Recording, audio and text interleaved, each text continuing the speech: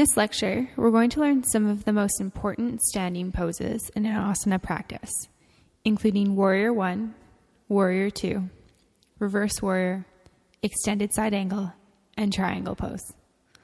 Standing postures build strength in your lower body as well as help to stretch into the hips and create mobility and flexibility through the hips and legs. For most of us, we spend a lot of time walking or sitting. These are the same two movements on our hips and legs constantly. Our hip joint is actually the same type of joint as our shoulders, yet we use these joints so differently. You've learned Warrior 1 in your Sun Salutation B, but this is one of the most difficult introductory poses, so we're going to break it down even further to ensure that you have a solid grasp on the pose. Come to standing at the top of your mat, and now step out to face the long edge of your mat with about a leg's distance in between your feet. Turn towards the short edge of your mat where your right foot is facing forward, rotating your left foot down and rooting down through the outside edge of your left foot. Bend into your right knee to about 90 degrees and square your hips to the front of the mat.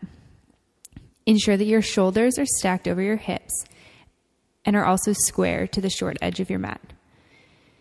If your hips or the backs of your legs are tight, this may be very difficult.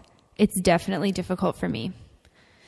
You can modify in Warrior 1 by moving your back foot out slightly to give your hips more space, or you can shorten your stance.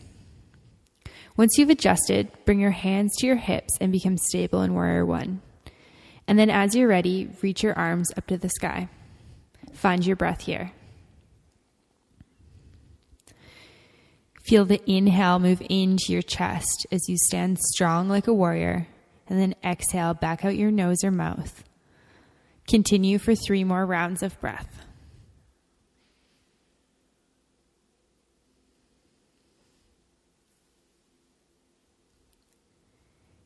On your next inhale breath, you're going to move into Virabhadrasana 2 or Warrior 2. You will open your hips to the long edge of the mat and bring your hands to a T. For the time being, bring your hands to your hips so we can ensure proper alignment in the posture. Your front heel should be in line with your back heel or the arch of your back foot. You want to create one long line from your heel up to your knee and to your hips. Your shoulders should be stacked directly above your hips, and you want to avoid leaning back or forward. Stay square above your hips. Now bring your hands to your hip bones to ensure that your hips are open to the long edge of your mat. Ensure that you have a 90-degree bend in your front leg and that you're able to see your big toe and that your front knee isn't caving in or out. It's very important to protect the knee in this pose. If for some reason you can't see your big toe and your knee is caving in, you can release the bend in your knee slightly. Now, bring your arms to a T on either side of your body if you're feeling stable. Engage through your arms and be strong here. Come to your breath. Feel the inhale expand into your chest as you breathe in through your nose, and on an exhale, send all of that old air out your nose or your mouth. We'll take 3 more rounds here.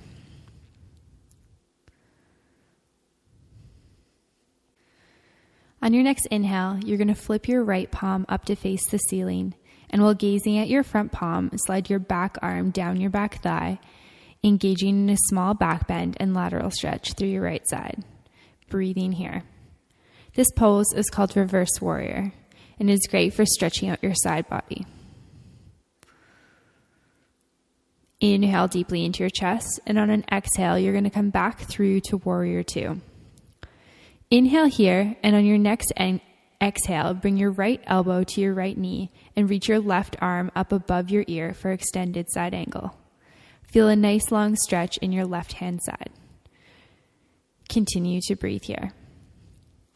And as you're in extended side angle, you want to think about still having that long line from your back foot through to your knee, through your hip, all the way up the side of your body to your shoulder and to the tips of your fingers. You're creating one long line from your fingers to your toes and vice versa. On your next exhale, come back to standing in Warrior 2. Release through your front leg and straighten your leg. Bring your arms to a T if they aren't already, and think about sending your left hip to the left hand side of the room or reaching your upper body to the right. Reach as far as you can and then simply tip your right arm towards the ground and reach your left arm to the sky. Gaze up to your top fingers if it's okay for your head and neck.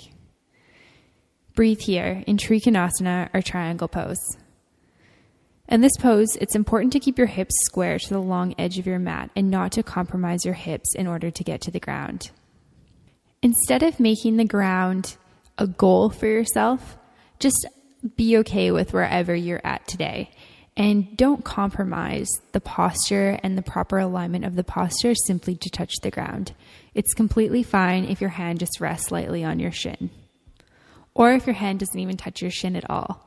If you haven't been stretching your side body, you probably have a lot of tightness there with the buildup of fascia. On an inhale, look towards your toes, and on an exhale, you'll come back to standing. Step back to the top of your mat, and we'll repeat this on the other side.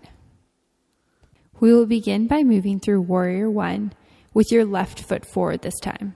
So step your right foot back about a leg's width distance, and then rotate your back toes down, rooting down through the outside of your right foot and bending through your left leg.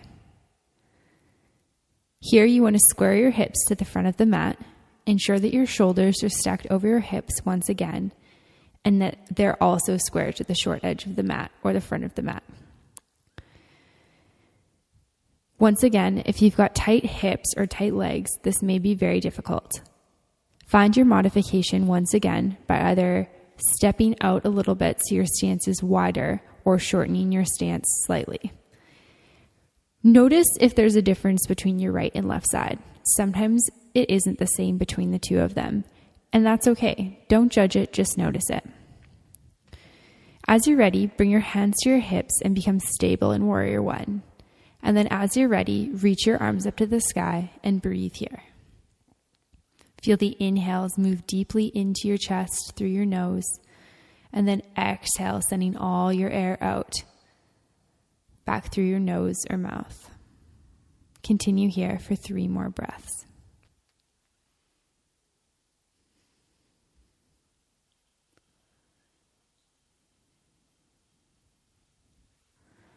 On your next inhale breath, you're going to move into Warrior 2.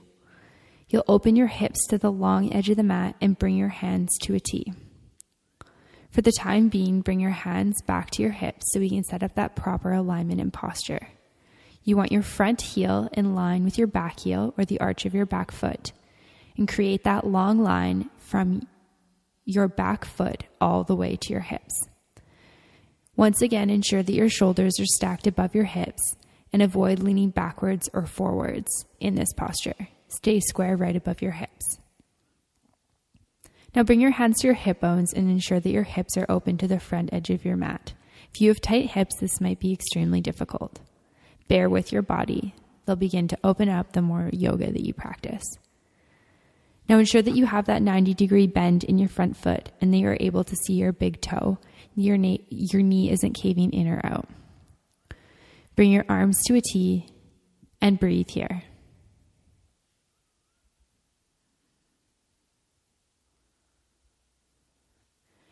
Notice that as you're breathing in these postures that require a lot of strength, if you're losing your breath at all, if your breath is becoming irregular or your heart's beating a little fast, that's okay. Just notice it. And perhaps in between the postures, pause the video and come to a child's pose or come to Samastitihi at the top of your mat.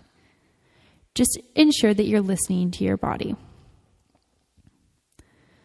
On an inhale, you're going to flip your left palm up to face the ceiling, and while gazing at your palm, slide your back arm down your back thigh to engage in that back bend and lateral stretch in Reverse Warrior. Take an inhale deeply into your chest, and on an exhale, come back through to Warrior 2. Inhale here, and on your next exhale, bring your left elbow to your left knee, reaching your right arm above your ear for extended side angle. Feel that nice long stretch in your right hand side. Breathing here. ensuring that you're creating that long line from your toes all the way to the tips of your fingers, and that your hips aren't caving in to face the ground. They're still rotating up and open, and your heart is open towards the side of the room.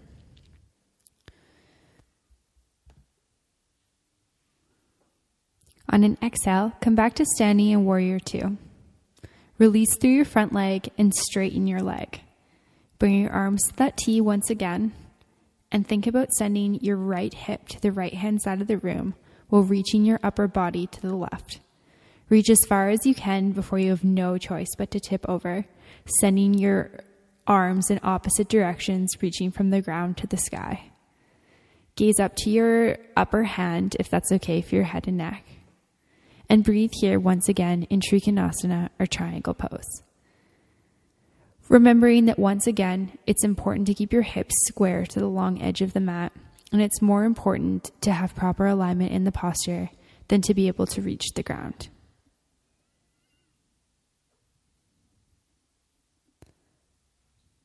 On your next inhale, look towards your toes, and on an exhale, come back to standing. Step to the top of your mat, close your eyes, and ground down in Samasthiti.